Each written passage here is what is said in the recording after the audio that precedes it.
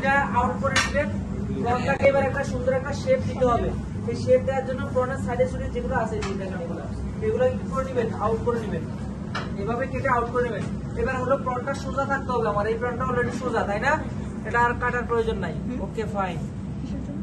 এবার আমি এটা দেখবো, এটাও কিন্তু আমার মোটামুটি সোজা কিন্তু একটু বাঁকা আছে।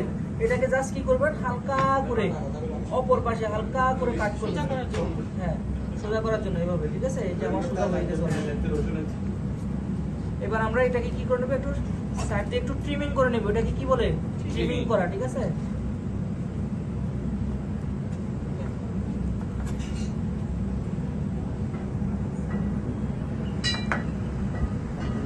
এটাও কিন্তু অনেক বাঁকা, এটা বেশি বাঁকা, তাই না? এটা সেম সবগুলা বাঁকা, সব বাঁকা সোজা হয়ে যাবে, টেনশনের কোনো কারণ নেই।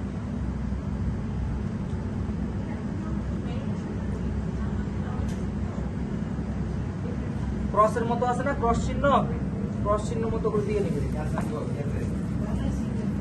এটাকে। আর আরেকটা সিস্টেম হলো কি, এভাবে যখন বাঁকা থাকবে এটাকে এভাবে ধরে হালকা একটু প্রেস করে নেবেন, সোজা হয়ে যাবে।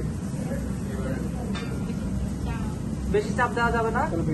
হ্যাঁ, জাস্ট হালকা একটু। এই যে অলরেডি একটা ক্রাশ হয়েছে, যে কিন্তু আমি সাউন্ড পাইছি, ঠিক আছে? মানে আমি ফিল করছি, সাউন্ড খাই নাই। এই যে এখন আমার ফ্রন্টটা সোজা হয়ে গেছে।